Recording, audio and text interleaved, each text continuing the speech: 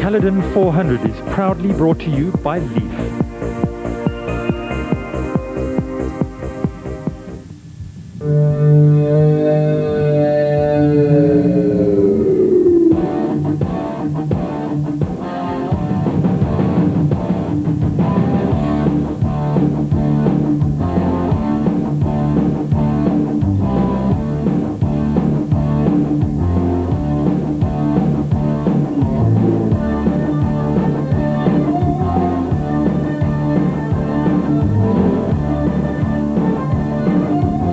Sunrise over De Wetsdorp in the Eastern Free State, headquarters for the 6th and penultimate round of the South African National Off-Road Championship for 1999. Some changes had been brought into this traditional grueling race since last year, with the hub of activity moved from Weppene and the introduction of a 70-kilometer time trial on the Friday to determine the starting order for the race proper on the Saturday. First away, leaders in the special vehicle category, father and son combination of Frans Chepek Sr. and Jr., 35 seconds ahead of Greg Harvey and Boy Stone. Robert Walk in his single-seater race car was followed by the first production vehicle, Paris-Dakar heroes Neil Woolridge and Paul Vermaak in their Mitsubishi Pajero. Tom Smith, currently leading Class B in another single-seater, the 1600cc Volkswagen-powered Mighty Mag, was fifth on the road, ahead of Manfred Schroeder in a similar machine. The second production vehicle, seventh on the road, was the turbocharged Toyota Hilux of Gerard and Vic Kampfer, followed by Lawrence and Gerard Duplessis in their Chenoweth. Reigning production car champions Api Reineke and Robin Houghton were next up in their Toyota Land Cruiser, followed a little while later by Class E leaders Andrew and Chris Birkin in another Toyota Hilux. Ahead of the competitors was a grueling 210-kilometer loop, which they had to complete twice as Cassie Coetzee and Piet Swanepoel in their Hilux tackled the route ahead of Cliff Barker and Malcolm Joubert in their Land Rover. The Eastern Free State is known for its natural splendor and beautiful scenery, but for the competitors on the Caledon 400, this would take a back seat as they began to negotiate the difficult and dusty conditions, which were only a forerunner of things to come. This is just outside De Wetsdorp, but before the start of the race, we spoke to the Chepeks about their strategy. Well, second last leg of the championship. Looks like it's getting to the end of the year. It's a fantastic place. The weather's fantastic. Everything seems great. We had a great time trial. We're starting off first today. Other guys are at our heels, but we feel very confident, and the car seems fine. Everything seems under control. And well, we've won the Class A Unlimited Championship already. So now we're looking for the overall, which we are leading, but we'll see what happens today. Conditions here, nice preparation for the roof. It's nice and rocky, gets a bit rough, although yesterday's time trial was quite fast and smooth. We hope it gets a bit rough out on the main route today. And now last year's class champions in the special vehicle category, Greg Harvey and Boy Stone. The time trial, we try to go as hard as we can, but at the same time trying to conserve that we didn't have a puncher, knowing that we wanted to actually get ahead of the Chepeks, but now we're just behind them, so now we'll chase them. Now the course is new, having moved from Weppene up to De Wetsdorp, but it's always very well marked. These guys do a great job here, so it shouldn't be a problem, following the terrain and getting through. Early problems for Neil Woolridge and Paul Vermaak in their Reparol Gel Mitsubishi Pajero Evolution, picking up a puncture almost right after the start, which would cause them to lose a lot of time as first Tom Smith and then Manfred Schroeder go past. Api Reineke and Robin Houghton were positive about the race. Wel baie positief. Ek hoop ons het klaar ons steespoed gister gehad. Ons het in die stof oor 'n hekpaal gegaan en die linker voorveer gebreek. Gelukkig kon ons tot die einde met hom so ry. Ons het 'n bietjie tyd verloor, maar nogtans is ons tevrede om 9de weg te spring vanoggend. So en ek dink ons sal dit baie kalm vat vandag. Die roete is baie rof. Jy kan geen kanse waag nie. Ons het dit gister gesien, die een kans wat ons gewaag het, het ons baie teespoed gehad. So ons sal dit baie kalm vat en ons probeer om net goed klaar te maak om ons kampioenskap voorsprong te bou. Yesterday, for a change, we didn't have an impound, so we could work through on the car for quite a long time, so we had a chance to go through it properly and make sure everything's 100%, so we hope it holds together today. Some 10 kilometers into the route now, and still first on the road, the Chepeks in the Epson V Motors race car with its 2.7-litre Porsche engine, going strong at this point and maintaining their lead. It was a big advantage to be at the front of the pack, as dust is a real problem for those behind at this time of the year. Greg Harvey and Boy Stone in their Castrol-backed Jimco, powered by a Lexus V8 engine, were still in second position overall, trying to reel in the Chepex and stretching the gap to Rob Walk in his Super Pave Rover V8-powered race car. Tom Smith in his Pomona Porsche-backed Mighty Mag with its little Volkswagen engine still fourth on the road, as Gerard and Vic Kampfer in their Quadrisure Toyota Hilux 4x4, leaders in the production vehicle category, also put the hammer down. Arpie Reinecke and Robin Houghton in the Castrol Toyota Land Cruiser had moved up to 8th overall already and second in the production category. Welbedacht Dam almost halfway through the first loop, with Brandon Harkes in his single-seater racecar, who had moved up a position or two since starting 11th overall because of various problems for those ahead of him. Piet Haasbroek and Christa Bosch in their Toyota Land Cruiser had also benefited from this, while Neil Woolridge and Paul Vermaak were trying to make up time lost due to their early puncture.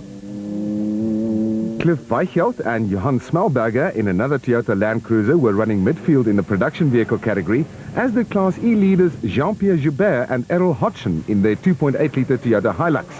Noel and Haley Quinn in their Pajero were close behind and eating a lot of dust.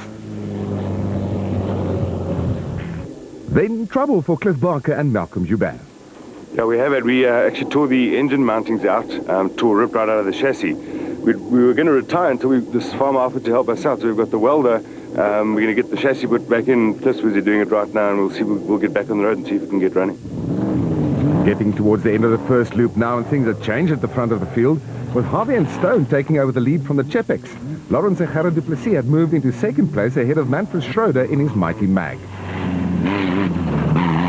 Gerard and Vic Kampfer had moved up to fourth in their four-wheel drive Hilux, with Frans Chepex Senior and Junior dropping down the order because of a number of problems.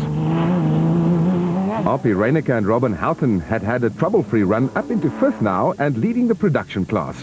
Into the pits at the end of the first loop, and it was Harvey and Stone who brought their Castrol-backed Jimco in first. The car had been running like clockwork, and the pit crew only needed to do a routine check as the driver and co-driver took a quick break from the concentration. They knew that they only had to hold it all together in the second loop to secure the victory.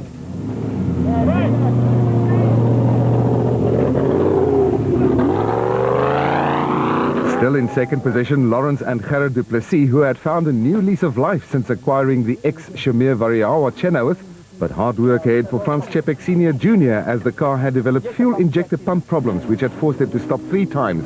And to crown it all, they also had a puncture. But they made a plan and off they went, as Arpie Reinecke and Robin Houghton took a break from the action to replenish some stocks in their Castrol Toyota Land Cruiser. There was also hard work for the pit crew of Gerard and Vic Kampfer, as the Quadrisure Hilux 4x4 had broken a leaf spring when they tried to pass the Land Cruiser of Cliff Weichelt and Johan Smalberger. Having started second in the production class, the team were losing a lot of time in the pits, which would drop them right down the order. As the cars complete their pit stops, we go to the start of the quad race with the legendary Wickers van Deventer sporting new machinery. Ek is op 'n nuwe 4-slag motorfiets. Dit is nie dieselfde as die 2-slag motorfietsen nie. Ek het gister 'n paar probleempjes opgetel, maar ons het gisterand uitgesorteer. Dit sal maar nie begin 'n paar skaafplekke wees, maar ek is baie opgewonde om 'n nuwe fiets te ry. Brendan Bardnost on his Yamaha led the field away, 24 seconds ahead of Brandon Martin on his Honda after the time trials. Jacques Struwig on his Yamaha followed in third position with only 7 seconds to make up and a healthy cushion of almost a minute over Mark Breckel on his Banshee. Van Deventer on his new Honda started in fifth, and once again we spoke to the top contenders before the start. Here's Brendan Bardnost. I don't think I'm really in the points.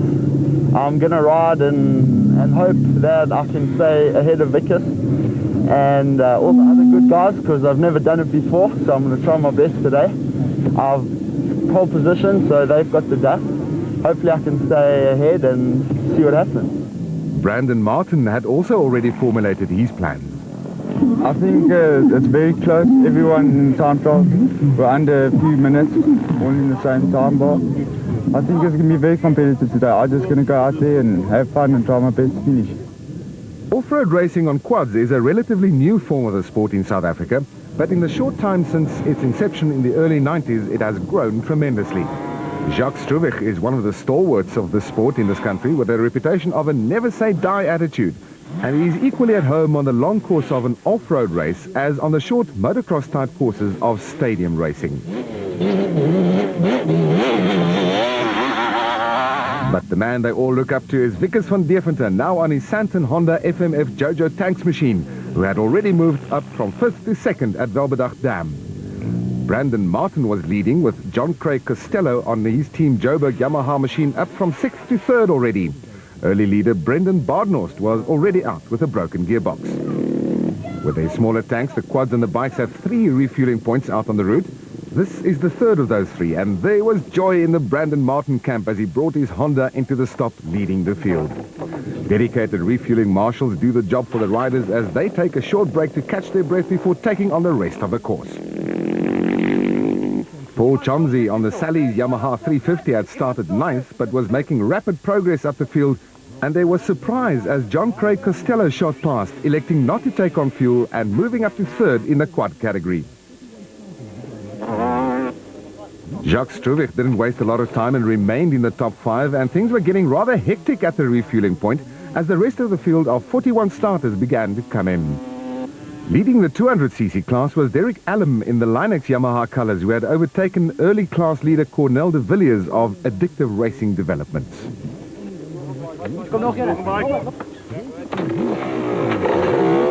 The Eastern Free State, and specifically the area around De Wetsdorp and Wippener, is not only one of the most beautiful parts of South Africa, but also ideal for off-road racing, with the local community throwing their full weight behind this annual event.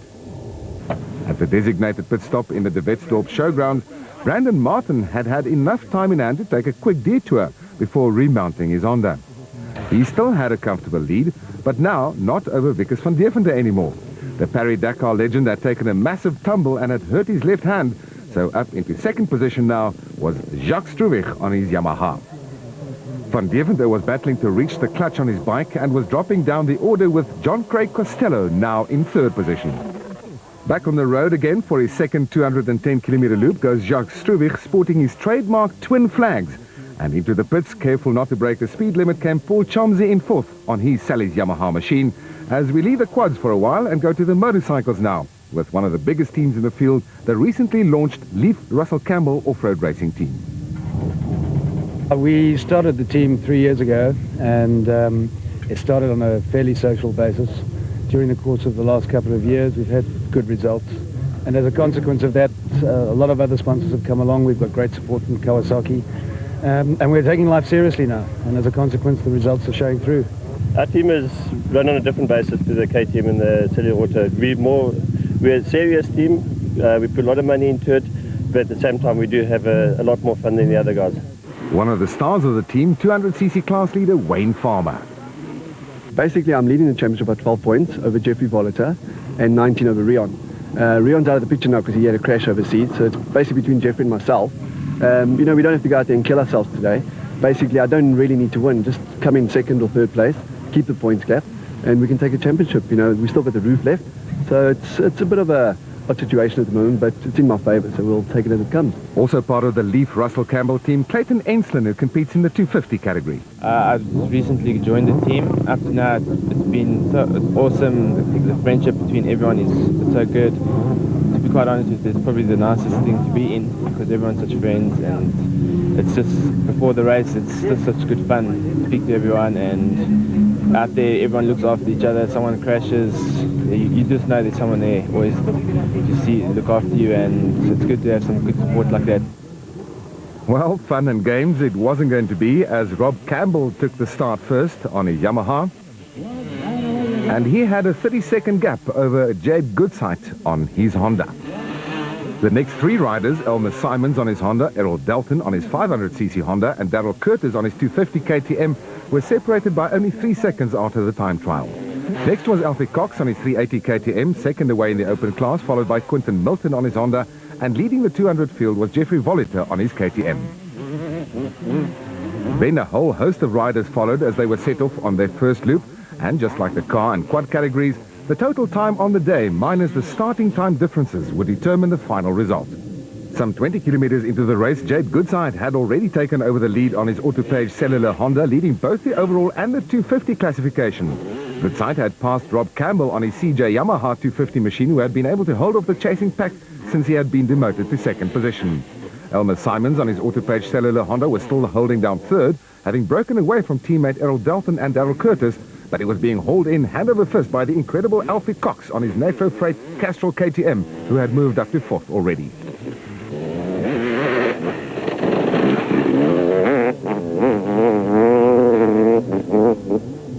Before the start, we caught up with current race leader Jade Goodside. Going to be a long race, a lot of lurkers, a lot of rocks. I'm lying second in the championship, so just got to take it easy and keep it together. See how it goes. A lot of dust, so take it easy in the rocks. And what about poleman Rob Campbell and race favourite Alfie Cox? Oh, it's such strong competition out there. It's the first time I've been in pole position, so I'm just going to take it easy. If the guys catch me, or good luck to them. Yeah, look, I need to get 2 points on Errol Dalton after this race, and then I've won the championship, and then I can go to the Roof Africa worrying about the race and not the championship. So today is very important. The final refuel point before the pits, and things had changed considerably as Darrell Curtis on his AGA LG Castrol KTM 250 had also passed Rob Campbell, as did Clayton Enslin on his Leaf Russell Campbell Racing Kawasaki 250, doing an incredible job to move up the order. Rob Campbell came in just as Enslin left the refueling point, and the battle was on for the top 5 positions, with the top motorbike riders having already caught up with some of the tail-enders in the quad category. The route conditions were varied, with some very high-speed sections combined with tight and rough sections, which had already caused a number of tumbles. Into the pit area for the first time, and no surprises, as the man who had tamed the Paris-Dakar Rally 2 years in a row, Alfie Cox, came in the lead. Having started almost a minute behind the faster qualifiers, Cox had already passed all 5 of them, and there was still another 210 kilometers of racing to go. Jade Goodside was down in second position, but doing a great job of keeping the rest behind him, with Darrell Curtis leading that pack, also seemingly running without too many problems. The pit area, situated in the center of the De Wetsdorp sports field, was a beehive of activity as bikes, quads and some cars raced into and out of the pits, each competitor trying to lose as little time as possible. Wayne Farmer on his Leaf Russell Campbell Racing Kawasaki 200 had also moved up the field. Back to the cars we go, and out on the second loop now, it was still Greg Harvey and Boy Stone in their Castrol-backed Jimco who were holding all the aces. Lawrence and Gerard du Plessis in their Chenoweth were holding down second place, but Frans Chepik Sr. and Jr. had fixed the problem on their Epson V Motors racecar and had recovered to third. The father and son crew were determined to get back to the front, catching up fast. Manfred Schroeder in that impressive little Mighty Mag was sitting on 5th position, while R.P. Reinecker and Robin Houghton in their Castrol Toyota Land Cruiser were 4th overall and leading the production category. A good performance also from John Weir-Smith and Murray Hume, who were 6th on the road in their Teleflorist Raceco, coping extremely well with the rough stuff that the organisers had dished up for them and moving up from 48th at the start.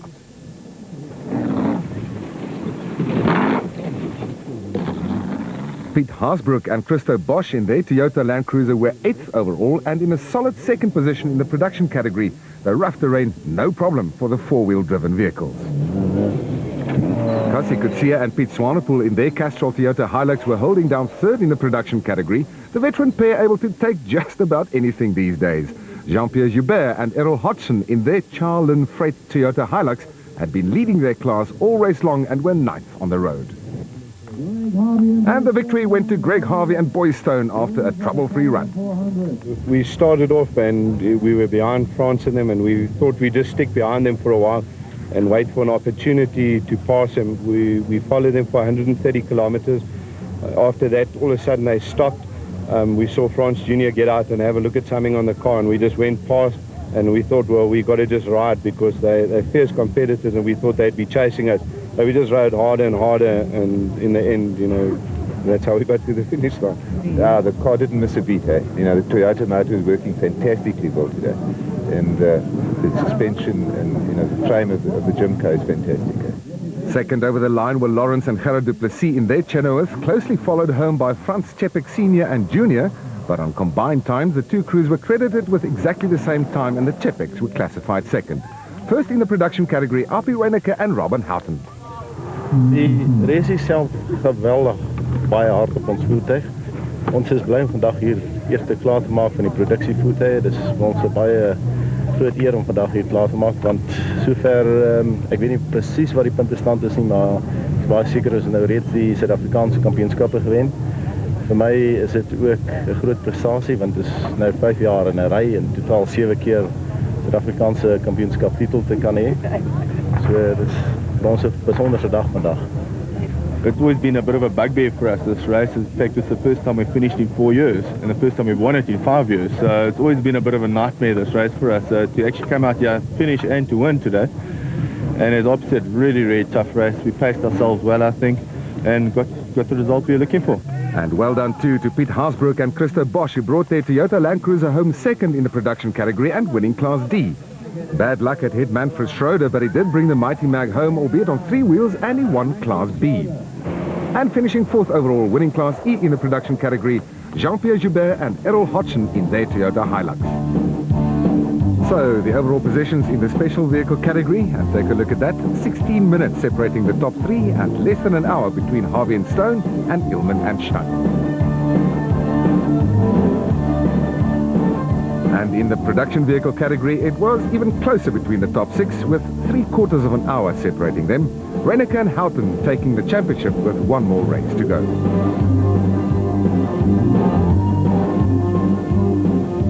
Back to the quads now, and deep into the second loop. Brandon Martin on his Honda 400 was still leading, but he was being chased hard by Jacques Struwig on his 350 Yamaha Banshee.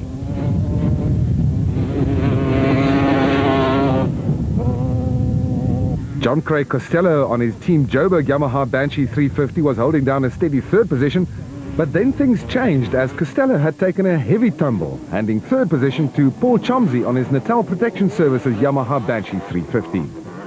A huge battle for 5th had developed between Daliter Blanche on his Shimwell's Yamaha Banshee and Louis Boshoff on a similar machine racing under the Addictive Racing Developments banner.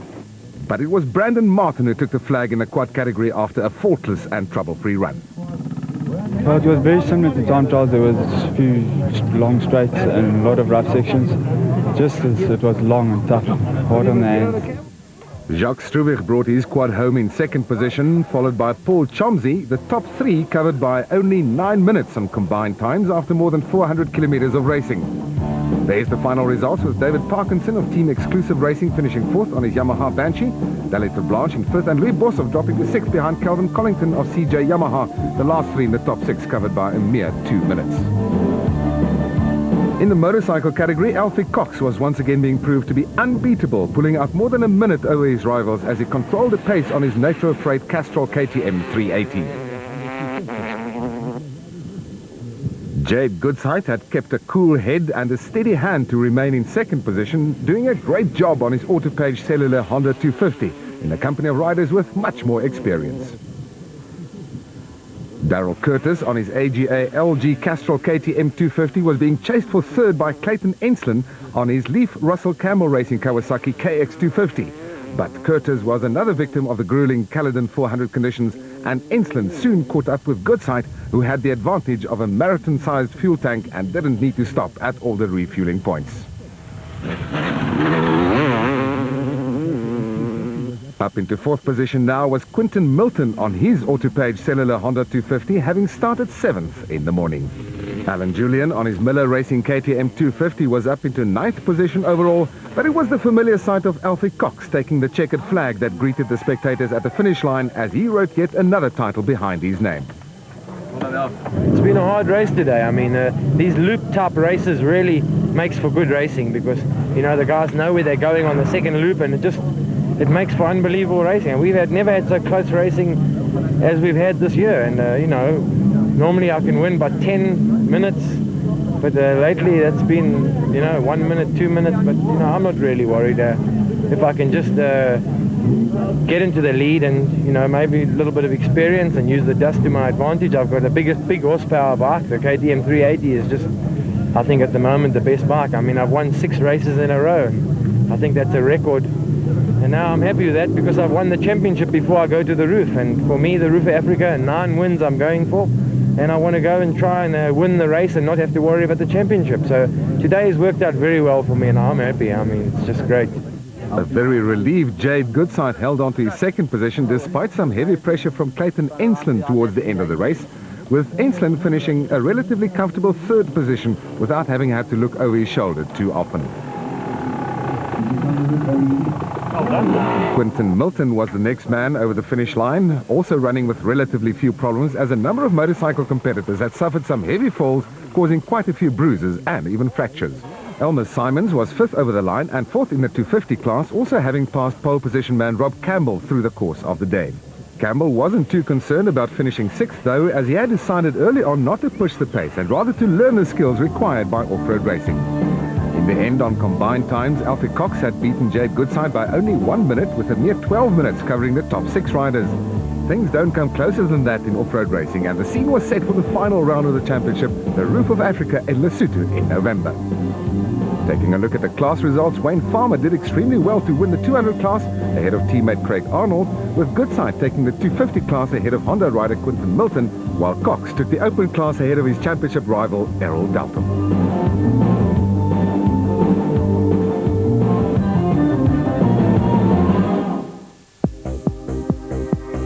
The Caledon 400 was proudly brought to you by Leaf.